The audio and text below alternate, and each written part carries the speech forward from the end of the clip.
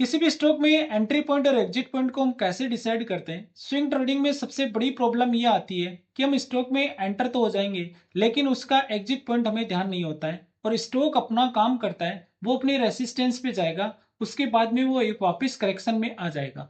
जब हम किसी एंट्री लेते हैं, उसके बाद में हमें प्रॉफिट दिखाई दे रहा है, लेकिन वो स्टॉक उसी लेवल पर वापस आ जाता है और वो प्रॉफिट पूरा समाप्त हो जाता है। तो यहाँ पर हमें एंट्री पॉइंट और एग्जिट पॉइंट को कैसे डिसाइड करना है, आज की इस वीडियो में हम देखेंगे। कुछ इंडिकेटर्स का हम यहाँ पर यूज करेंगे।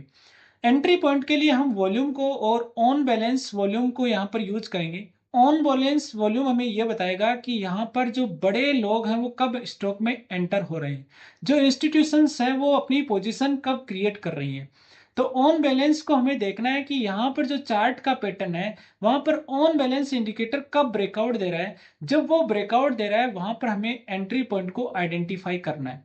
अभी हम वॉल्यूम को देखेंगे, जहां पर हमें डे टाइम फ्रेम में वॉल्यूम है वो एक ही सिचुएशन में चल रहा है, जहां पर अपनी कोई बायर्स डोमिनेट पोजीशन क्रिएट नहीं कर रहे हैं। लेकिन प्रीवियस डे से जो वॉल्यूम हाई होता है और बायर्स अपनी डोमिनेट पोजीशन क्रिएट कर रहे हैं, उस टाइम हमें अपने पॉइंट को आइडेंटिफाई करना होता है और वहां पर स्टॉक में एंटर होना होता है। अब जो नेक्स्ट होता है, हमें ये देखना होता है कि अब अपना टारगेट क्या है स्टॉक का।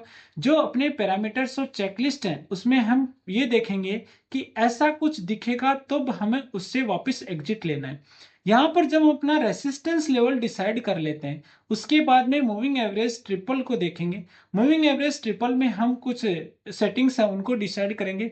उसके हिसाब से हम वहां पर ऐसी सिचुएशंस अगर बनती है, तब हमें उस स्टॉक से एग्जिट लेना होता है, क्योंकि वो स्टॉक अपने करेक्शन मोड में आ गया है। और अगर हम वहां पर तब भी एग्जिट नहीं लेते हैं, तो वो स्टॉक कितना करेक्शन लेता है इसका हमें पता नहीं रहता है। तो उस सही टाइम पर अगर हम एग्जिट ले लेते हैं, तो वहां पर अपना जो प्रॉफिट है उसको हम यहाँ पर बुक कर सकते हैं। अभी हम देखेंगे, इनको सबको प्रैक्टिकली देखते हैं। चार्ट्स का हम एग्जांपल ले लेंगे, वहां पर हम देखेंगे कि किस प्रकार से हम इनको यूज कर सकते हैं। अब सबसे पहले हम देखते हैं कि जो इंडिकेटर्स हैं, उनमें हमें ऑन बैलेंस वॉल्यूम को और मूविंग एवरेज ट्रिपल को और वॉल्यूम इंडिकेटर को यहाँ पर यूज करना है। अब हम देखेंगे कि यहाँ पर जो एंट्री पॉइंट है वो ऑन बैलेंस वॉल्यूम हमें बताएगा। ऑन बैलेंस वॉल्यूम का मतलब ये है कि हमें ये पता चल जाएगा यहाँ पर जो बड़े लोग हैं वो कब एंटर हो रहे हैं। बड़े लोगों की एंट्री को हमें आइडेंटिफाई करने के लिए ऑन बैलेंस का हमें यहाँ पर ब्रेकआउट को देखना है और ऊपर जो कैंडल स्टिक पैटर्न है उसमें हमें सपोर्ट को आइडेंटिफाई करना है। मतलब ये है कि यहाँ पर एक ये करेक्शन मोड में था, यहाँ पर एक सपोर्ट क्रिएट कर रहा है और यहाँ हमें जो ऑन बैलेंस है वो ये बता रहा है कि बड़े लोगों की एंट्री यहाँ पर होना चालू हो गया है। जो बायर्स हैं वो यहाँ पर क्रिएट होना चालू हो गया है। तो जैसे ये यहाँ पर ब्रेकआउट ले रहा है, तो हम इसको ध्यान में रखेंगे। ये ब्रेकआउट ले रहा है, लेकिन यहाँ पर जो अपसाइड में ये जो कैंडल क्रिएट हो रही है, ये यहाँ पर शो कर रही है कि सेलिंग प्रेशर अभी यहाँ पर बना हुआ है। तो हमें उस सपोर्ट का इंतजार करना है, जहां से ये सपोर्ट प्रॉपर बनता है उसके बाद में हम यहाँ पर एंटर होंगे। जैसे ये ऊपर की तरफ ब्रेकआउट देकर एक माइनर डिप लेता है और डिप से वापस ये ब्रेकआउट की तरफ जाता है, तब हमें यहाँ पर एंटर होना होता है।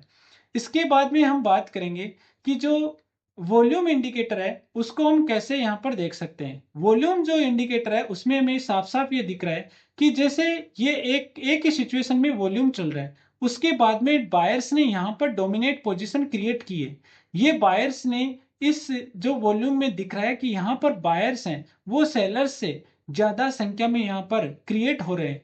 तो यहाँ पर हमें एक एंट्री पॉइंट को आइडेंटिफाई करना चाहिए, स्टॉक में एंटर होना चाहिए। अब हम बात करते हैं कि किस प्रकार से यहाँ पर जो मूविंग एवरेज ट्रिपल है उसका हम यूज करेंगे एक एग्जिट पॉइंट को आइडेंटिफाई करने में। एग्जिट पॉइंट को आइडेंटिफाई करने के लिए मूविंग एवरेज ट्रिपल में हमें फर्स्ट पीरियड को 5 लेना है, सेकंड को 8 लेना है और 13 यहाँ पर लेना है। इसके बाद में हम देखेंगे कि जो डे टाइम फ्रेम में सबसे पहले देखते हैं कि ये एक सपोर्ट लेकर यहाँ से वापस जो मूविंग एवरेज ट्रिपल है, ये तीनों लाइनें हमें ये रिप्रेजेंट करती हैं कि 5, 8 और 13 का जो टाइम है वो यहाँ पर शो हो रहा है। जैसे ये कैंडल इनके ऊपर चलती है तब तक हमें कोई यहाँ पर डर नहीं है। यहाँ पर इनके ऊपर होता है तब तक हमें इसमें बने रहना है। एग्जिट हमें तब करना है जब इन तीनों लाइनों के नीचे आता है या तीनों लाइनों को वो कैंडल टच कर लेती है, उस टाइम यहां से हमें एग्जिट हो जाना चाहिए। कहने का मतलब ये कैंडल्स जब इन तीनों लाइनों के नीचे बनने लग जाती हैं उस टाइम हमें एग्जिट होना होता है। जब तक ये ऊपर बनती हैं तब तक हमें यहाँ पर इसमें बने रहना है। जैसे ही इनके नीचे क्रिएट होने लगती हैं हमें इससे यहाँ से एग्जिट ले लेना है। स्टॉक में जैसे यहाँ पर अब इसको हम कम टाइम फ्रेम में भी देख सकते हैं। ये मैं इसमें डे टाइम फ्रेम में था, यहाँ पर मैं एक एग्जांपल ले लेता हूँ। उसमें हम देखते हैं कि यहाँ 1 आवर के टाइम फ्रेम में देख लेंगे, क्योंकि एग्जिट जब हम करते हैं तो हमें कम टाइम फ्रेम में देखने में ज़्यादा यहाँ पर सुविधा होती है। जैसे इस स्टॉक ने यहाँ पर कंसोलिडेशन फेज से ब्रेकआउट दिया, उसके बाद में ये जो कैंडल्स हैं वो ऊपर यहाँ पर क्रिएट हो रही है। अब हमें आइडेंटिफाई करना है कि स्टॉक ने अपना टारगेट भी निर्धारित कर रखा है और ये रेसिस्टेंस लेवल पर भी है। हमने अपना टारगेट डिसाइड कर रखा है और ये रेसिस्टेंस लेवल पर है। तो जैसे ये यहाँ पर इन तीनों लाइनों को टच कर रहा है या इनसे नीचे आएगा हम इससे एग्जिट ले लेंगे।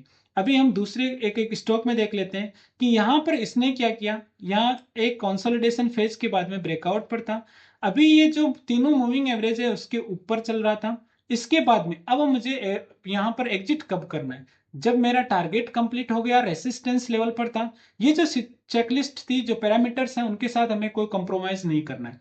जब भी ये इन तीनों लाइनों को यहाँ पर टच कर लेगा या फिर इनसे नीचे आ जाएगा हमें यहाँ से एग्जिट होना है। अपने प्रॉफिट को यहाँ वापस समाप्त नहीं करना है। तो हमने यहाँ पर एंट्री पॉइंट को आइडेंटिफाई किया जिसमें वॉल्यूम और ऑन बैलेंस का यूज किया, और जो एग्जिट पॉइंट है उसमें हमने मूविंग एवरेज ट्रिपल को यहाँ पर यूज किया। एक छोटा सा कंसेप्ट था जो मैंने आपको समझाने की कोशिश की। Thank you.